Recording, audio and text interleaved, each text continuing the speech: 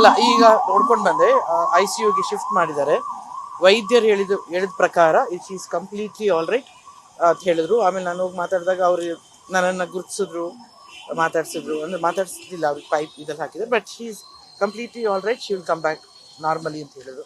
ಅದೇ ನಮಗೊಂಥರ ಸಮಾಧಾನ ಆಗಿದೆ. ಯಾಕಂದರೆ ಬೆಳಗಿನಿಂದ ನಿಮ್ಮ ವಾಹಿನಿಗಳಲ್ಲೆಲ್ಲ ನೋಡ್ತಾ ಇದ್ದೆ, ಅವ್ರು ಅಡ್ಮಿಟ್ ಆಗಿದ್ದಾರೆ, ಅವ್ರು ಎಲ್ಲೂ ಸಿಗ್ತಿರ್ಲಿಲ್ಲ. ಆ ರಘುಗೆ ಅದೇ ಹೇಳ್ತಾ ಇದೆ, ಯಾವ ನಂಬರ್ ಎತ್ತುತ್ತಾ ಇಲ್ಲ, ನಮ್ಗೆ ಯಾರು ಕಾಂಟ್ಯಾಕ್ಟ್ ಸಿಗ್ತಾ ಇಲ್ಲ, ಏನಾಯಿತು ಏನಾಗಿದೆಯೋ ಏನು ನಮಗೆ ಅಪ್ಡೇಟ್ ಬರ್ತಾ ಇಲ್ಲ.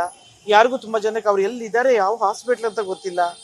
ಸೊ ಈ ಹುಡುಕಾಟದಲ್ಲೇ ಇದ್ವಿ. ಕೊನೆಗೆ ಶಶಿಕಲಾ ಅವರಿಂದ ನನಗೆ ಗೊತ್ತಾಯಿತು. ಆಮೇಲೆ ಇಲ್ಲಿಗೆ ಬಂದಾಗ ಮಧ್ಯಾಹ್ನ ಬಂದು ಹೋದಾಗ ಅವರು ಶಿ ವಾಸ್ ಇನ್ ಪ್ರೋಸೆಸ್ಸಲ್ಲಿ ಇದರಲ್ಲಿ ಟ್ರೀಟ್ಮೆಂಟಲ್ಲಿದ್ದಾರೆ ಅಂತ ಹೇಳಿದರು. ಅವ್ರನ್ನ ನೋಡೋಕ್ಕಾಗಲ್ಲ ಅಂತ ಹೇಳಿದರು. ಈಗ ICU ವಾರ್ಡಿಗೆ ಶಿಫ್ಟ್ ಮಾಡಿದ್ದಾರೆ. ಡಾಕ್ಟರ್ ಹೇಳಿದ ಪ್ರಕಾರ ನಮ್ಗೆ ಭಾಳ ಸಮಾಧಾನ ಆಯಿತು. She is completely all right, she'll come back normally ಅಂದರೆ ಸಾಕು, ಸಕ್ಸಸ್ ಆಗಿದೆ. ಅದಾದರೆ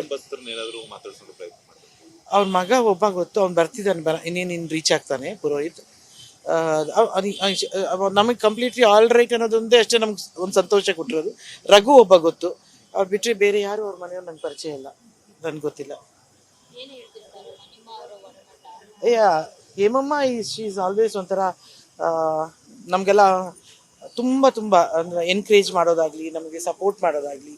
ಅಥವಾ ಮೊನ್ನೆನೂ ಕೂಡ ಲೀಲಮ್ಮ ಅವರ ನೋಡೋಕೆ ಬಂದಾಗಲೂ ಅವರನ್ನು ಅನಂತಣ್ಣ ಕರ್ಕೊಂಡು ಬರ್ತಾಯಿದ್ರು ಹುಷಾರಾಗಿ. ನಾನು ಅಫ್ಕೋರ್ಸ್ ನಿಮ್ಗೆ ಹತ್ರ ಎಲ್ಲ ಮಾತಾಡ್ತಿದ್ದೆ, ಅವ್ರ ಹತ್ರ ಮಾತಾಡೋಕ್ಕಾಗಲಿಲ್ಲ. ಮನೆಗೆ ಹೋಗಿದ ತಕ್ಷಣ ಫೋನ್ ಮಾಡಿದ್ರು. ನಾನು ಅಂದೆ, ಅಮ್ಮ ನೀನು ಯಾಕೆ ಹುಷಾರಿಲ್ವಾ, ನಿನ್ಗೆ ಒಂಥರ ಇದ್ದೆ ಅಂದರೆ, ಇಲ್ಲ ನನ್ನ ಮಗನ ಜೊತೆ ಇಷ್ಟು ದಿನ ಇದ್ದೆ ನಾನು ಅಲ್ಲಿ, ಅವನ ಜೊತೆಗೆ ಕಳೆದು ಬಂದೆ, ಅದಕ್ಕೋಸ್ಕರ ಸ್ವಲ್ಪ ಸುಸ್ತಾಗಿದ್ದಷ್ಟೇ ಅಂತ. ಬಟ್ ಏನೂ ಆಗಲ್ಲಪ್ಪ, ಚೆನ್ನಾಗಿದ್ದಾರೆ ಅನ್ನೋದು ಸಮಾಧಾನ.